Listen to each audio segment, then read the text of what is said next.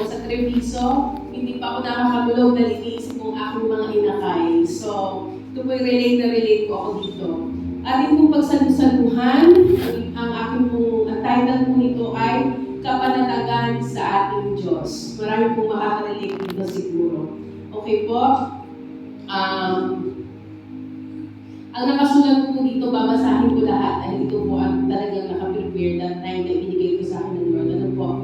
J1 Milan, Jesus is our peace. Kapanatagan sa ating Diyos. Ang ano po is, Shalom means peace, harmony, wholeness, prosperity. So lahat po ng aspeto ng ating buhay ay nakapaloob sa kapanatagan sa ating Diyos. Wholeness, prosperity, total health and total welfare, sum total of God's blessings, tranquility, kapanatagan, kapayapaan. Ang sabi po sa Isaiah 9:6, sapagkat isinilang ang isang sanggol na lalaki para sa atin. Ibibigay sa kanya ang pamamahala at siya ay tatawagin kahangahangang tagapayo, makapangyarihang Diyos, walang hanggang Ama, prinsipe ng kapayapaan. Alam naman po natin na ang Prince of Peace ay ang ating Panginoong Jesus. Amen po? So yun po ang sabi sa Isaiah 9:6. Sabi naman po sa Isaiah 64:6, lahat tayo ay naging marumi sa harapan ng Diyos. Ang mabubuting mga gawa natin ay maruming basahan ng katulad. Nalanta na tayong lahat, gaya ng mga dahon. Tinatangay tayo ng malakas na hangin ng ating kasamaan. So, patuloy po nating ina-acknowledge bilang tayo po ay mga anak ng Diyos, na tayo ay mga makasalanan. Walang sino man po sa atin ang perfecto. Amen po? Amen. Sabi po sa Romans 5:1, sapagkat at ito po ang maganda, sapagkat napawalang sala na tayo sa pamamagitan ng ating pananampalataya, mayroon na tayong mapayapang relasyon sa Diyos sa pamamagitan ng ating Panginoong Hesukristo. So, kung ano pong babalikan ang ating pagkakilala sa Panginoon, simula nung tayo ay unang tumanggap, una tayo maka-attend ng Christian service, alam kong lahat po tayo ay nakaranas ng kakaibang kapayapaan. Yung bang, hindi man po sa unang pag-church, pero minsan ang iba in denial. Pero ako po personally, nakita ko po at naramdaman ko po kaagad ang kaibahan. Kasi nga po, once na tinanggap namin ang Panginoong Jesus bilang Panginoon tagapagligtas ng aming buhay, nagkakaroon na po tayo agad instantly ng mapayapang relasyon sa ating Panginoon. Amen po. So, kapag tinanggap po natin ang ating Panginoon, doon pa lamang po pala is package din na agad na yung kapayapaan sa ating buhay, mararamdaman po natin sa lahat ng aspeto. Financially, sa health natin, sa family natin, lahat ng struggles natin. Kasi, unti-unti ay natututunan natin na patuloy na magtitiwala sa Kanya sa lahat ng aspeto ng ating mga buhay. Na kada maliit na bagay, Lord, puro tayo Lord. Ano po? Kaya po, normale na mararamdaman na natin lagi ang kapayapaan sa ating puso, sa ating isipan. Sa ministry po, napawalang sala. So, tinanggap na po natin ang ating Lord bilang Panginoon tagapagligtas. Sabi po dito, peace as a good, right relationship with God.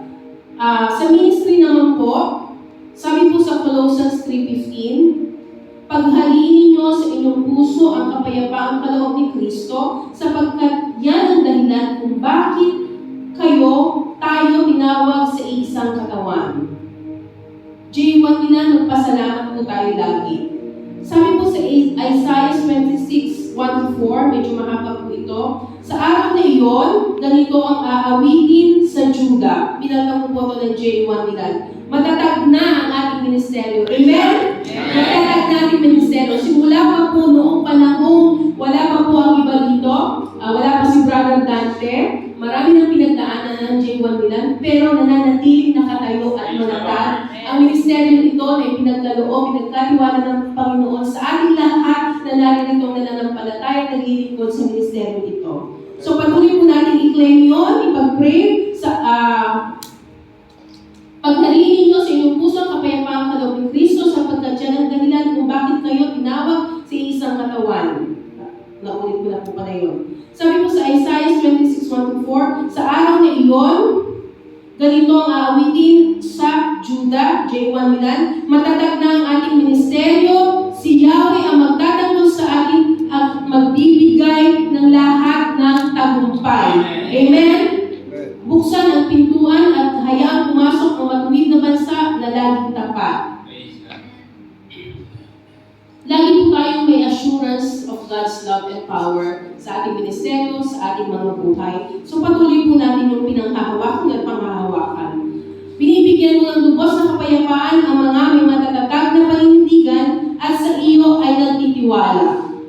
Magtiwala kayo kay Yahweh magpakailanman sapagkat ang Diyos na si Yahweh ang walang hanggang publikan ng J1 Milan. Ang ating pong ministeryo ay pinagkalooban ng gift of inner healing and deliverance. So, meron po tayong kapayapaan na ito po ay ating ipapractice, ito po ay ating gagamitin, ito po ay ating pinananampalatayaan sapagkat ito po ay pinagkaloob ng gift ng ating ministeryo sa pamamagitan ng buhay ni Bishop Art.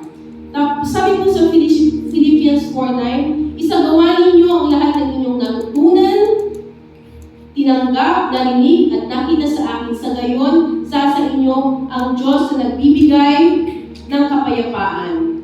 Yun po yung binigay sa ating gift. So, naturalmente na kailangan nating ipapractice.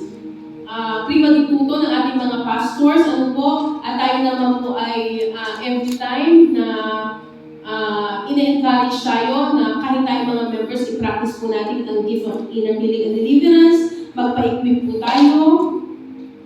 So, practice po natin. Sabi po sa Isaiah 26:12, ikaw ang nagbibigay sa amin ng kapayapaan at anumang nagawa namin dahil sa iyong kalooban. So, lahat po ng nangyari sa J1 Milan, miracles, healing, deliverance, financially blessed, we are all financially blessed, the ministry is financially blessed, at faithful congregation. Lahat po yun ay kaloob ng Panginoon sa ministeryo ito, sa buhay nating lahat.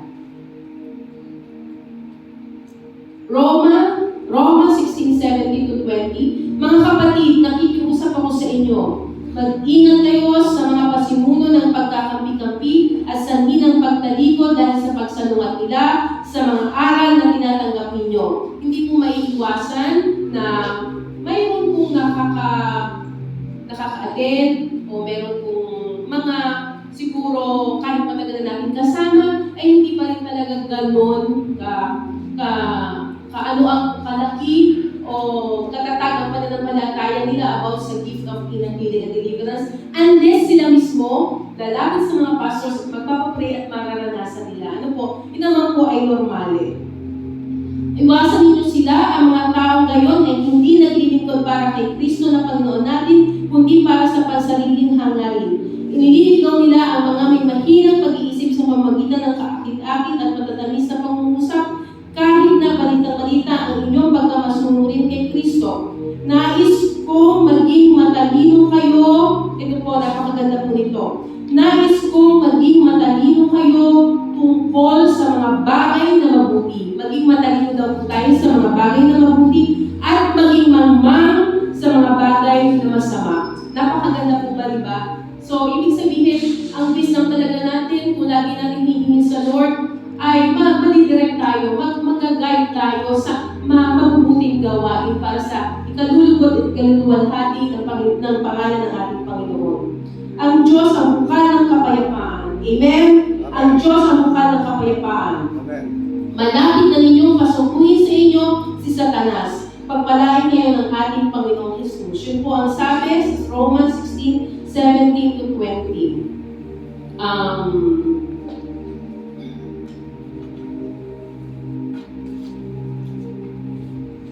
Idadagdag ko na rin po ito since nandito na.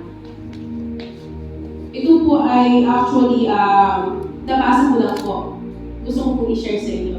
Ako po kasi, kahit hawak ko ang cellphone po, akala ni brother na hindi ako nag-Facebook. Pero ako po ay, I love you.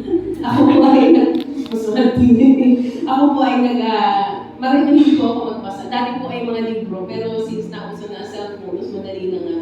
So, sa cellphone po ako malilig nagbabasa. Nabasa ko po ito at gusto ko i-share sa inyo dahil napakaganda. Number 1, peace with God. This is spiritual peace, the most important. Yung ating kapayapaan na sa Panginoon. It affects everything else. Yung relationship po natin sa Lord, kung tayo po'y nakakapit sa Kanya, alam po natin kung anong positive result. Kaya na lang po ang magpunta dito sa 2 Corinthians 5:18. God sent Christ to make peace between Himself and us. Ayaw ng Diyos, ito po iniadd ko na lang kasi Tagalog na ayaw ng Diyos na mamuhay tayo ng malayo sa Kanya. Walang relasyon sa Kanya. Ang kapayapaan ay hindi dahil sa ating mga ginagawa o gawain. Ang kapayapaan, kapanatagan ay mula dahil sa ginawa ng Panginoong Hesus sa krus ng Kalbaryo. Amen po? Peace within. Ito po ang emotional peace. Ano po yung una? Peace with God. Second po, peace within. Emotional peace. It is called peace of God. When we have peace, deep faith and relationship with God, then we get the peace of God inside us. Totoo naman po, di ba? Kapag okay yung relationship natin sa Lord, naglilingkod tayo, nananampalataya tayo, nagtitiwala tayo sa Kanya, ramdam natin yung kapayapaan sa kaikuturan ng ating puso, sa ating isip, sa ating mga buhay. Colossians 3:15, let the peace of God rule in your hearts. God wants His peace to rule in our lives. For those, ito po, reminder, with a broken heart, God gives us comforting peace. Confused heart, God gives us guiding peace. Shamed heart, God gives us forgiving peace. Worried heart, God gives us confident peace. God provides peace for every problem. Okay, ito na po, last na po ito. Number 3 po is peace with others.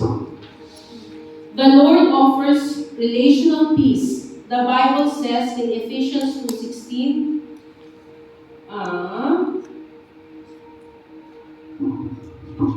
tingnan po natin yung Ephesians 2:16.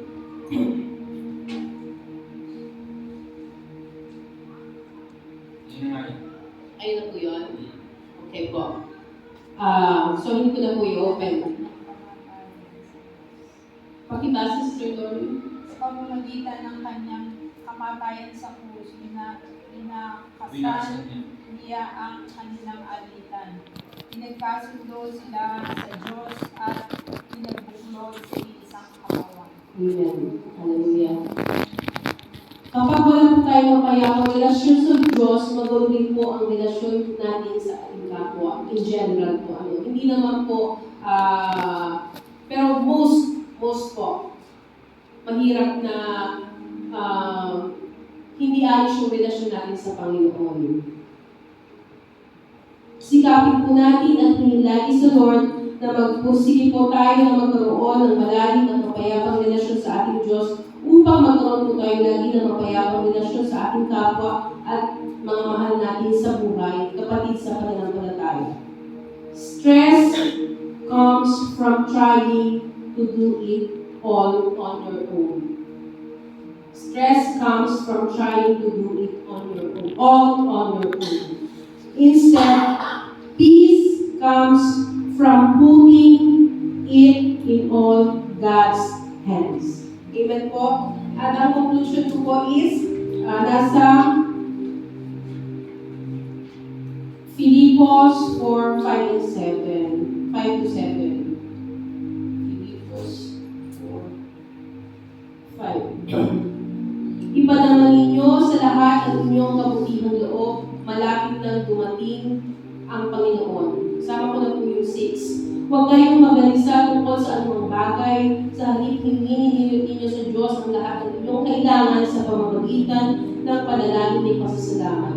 7. At ang kapayapaan ng Diyos na hindi kayang maunawaan ng tao kung siya maghihingan sa inyong puso at pag-iisip dahil sa inyong pakikipag-isa kay Kristo Jesus. So yun po, ito po naman ay I believe sort of reminder lang po sa ating lahat as we walk sa ating pananampalataya sa Panginoon. Dahil sa ating kabisihan sa buhay, minsan nakakalimutan din po natin i-practice yung promises ng Lord sa ating mga buhay. Ano po, I believe is lahat po tayo dumadaan sa ganito. Ano po, na minsan nakakalimutan natin, nag-worry tayo, namumroblema tayo without first na hingin muna kung ano yung kalooban ng Panginoon. Kaya nga po, ang laging maganda nating i-declare is kung ano ang kalooban ng Panginoon. We are planning bilang mga tao dahil dito naman tayo namumuhay sa mundo, pero lagi po nandoon na kung ano po yung kalooban ng Panginoon, yung pa rin po yung hinihintay natin maganap at mangyari sa ating mga buhay. At sa ating pong makipagrelasyon sa Panginoon, ay believe po na ang kapayapaan na nagmumula sa Kanya ay lagi natin mararanasan sa lahat ng aspeto at oras, araw ng ating mga buhay. Salamat po sa pagkaginawa ng Diyos.